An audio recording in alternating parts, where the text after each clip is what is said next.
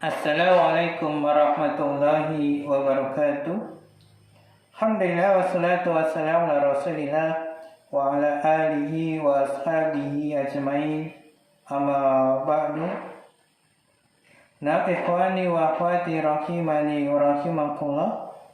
Kita akan teruskan ya pembelajaran kita, yaitu mempelajari buku belajar menentukan kedudukan suatu kata dalam bahasa Arab.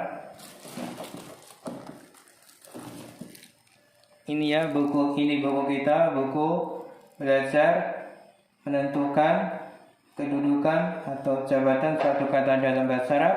Kita masih di jilid yang pertama ya, jilid yang pertama. Nah, kita masuk materi ke-15. Kita akan mulai membahas kalimat yang terdiri dari 3 kata.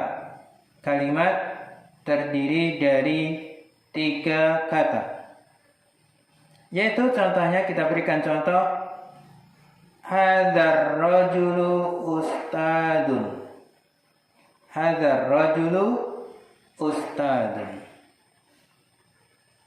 Pertama kita harus tahu dulu apa artinya. Maka soal hadzal rajulu ustadun artinya apa? Maka artinya laki-laki ini seorang ustadz. Laki-laki ini seorang ustadz.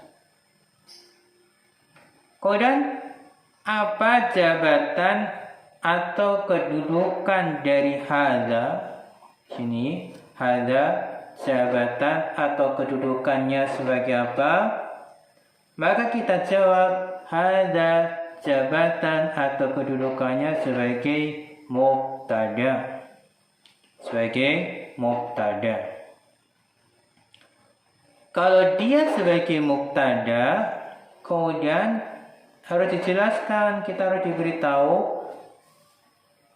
Karena kalau tidak berita kita akan mempunyai masalah tentang mubtada itu apa. Maka apa itu mubtada? Mubtada adalah isim yang terletak di awal kalimat. Isim yang terletak di awal kalimat. Kemudian, terus kenapa bisa ada sebagai mubtada? Maka jawabannya, karena setiap isim yang terletak di awal kalimat maka sebagai mubtada. Hadza terletak di awal kalimat, maka hadza sebagai mubtada.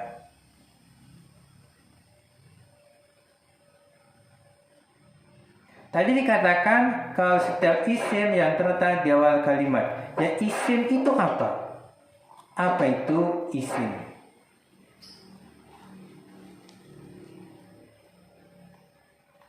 Nah, isim adalah kata yang menunjukkan kepada manusia, hewan, tumbuhan, benda mati, kata sifat, kata keterangan, dan kata dasar.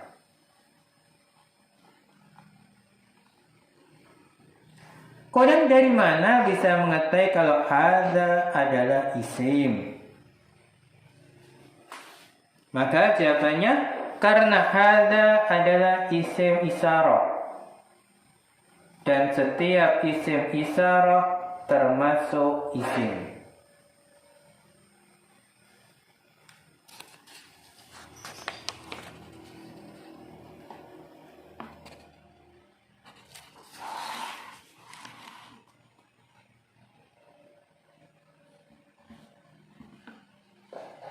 Kemudian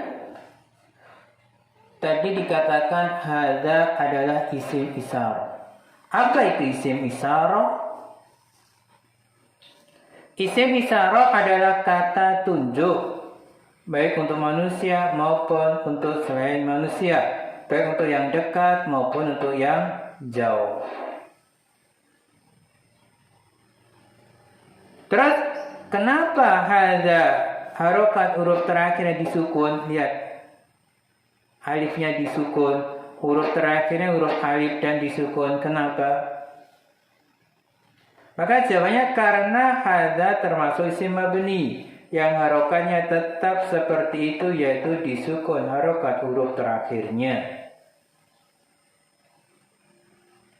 Terus tadi dikatakan hadza termasuk isim mabni. Apa itu isim mabni? Apa itu isim mabni? Maka jawabannya isim mabni adalah isim yang harokatnya tetap atau tidak bisa mengalami perubahan.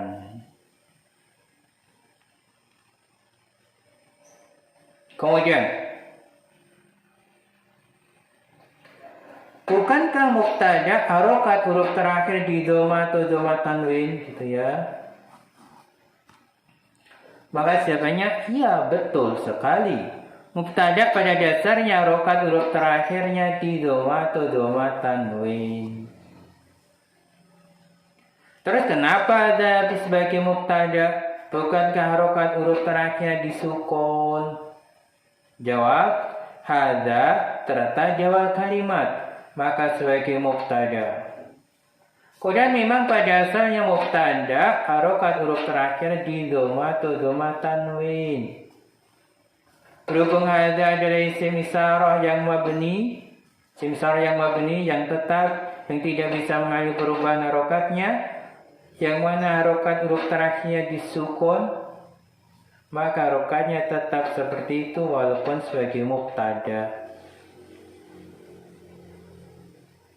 Nah, maka kalau begitu,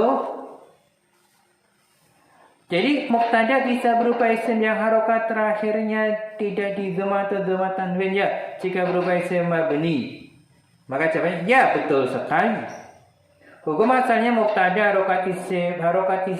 hukum asalnya mubtada adalah isim yang harokat huruf terakhir di dhamma atau dhamma tanwin. Tetapi kalau berupa isim mabni, maka harokatnya mengikuti harokat isim mabni tersebut.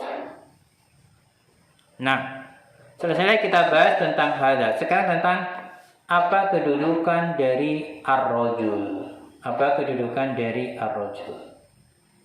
Maka jawabannya ar-rajulu kedudukan atau jabatannya sebagai badal.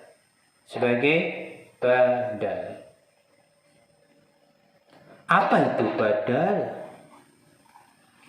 Badal adalah pengganti kata atau isim sebelumnya. Pengganti kata atau isim sebelumnya. Terus kenapa rajul bisa sebagai badal, sebagai pengganti isim sebelumnya? Perhatikan, karena setiap isim yang didahului alif lam, perhatikan, didahului alif lam dan terletak setelah isim isyarah. Perhatikan, setelah isim isyarah maka sebagai badal dari isim isyarah tersebut.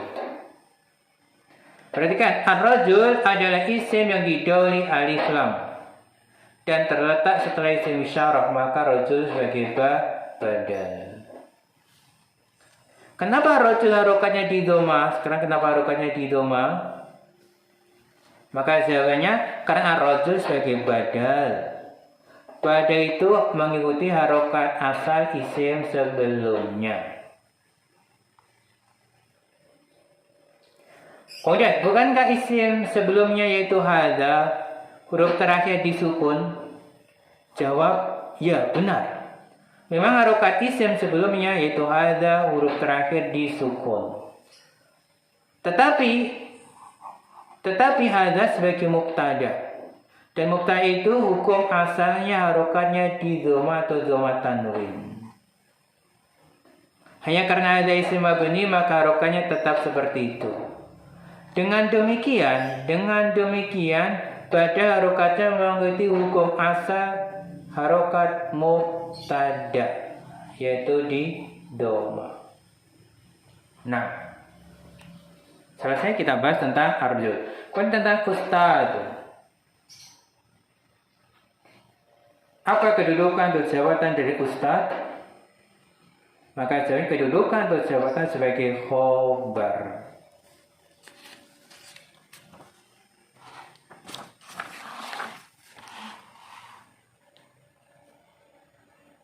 Apa itu khobar?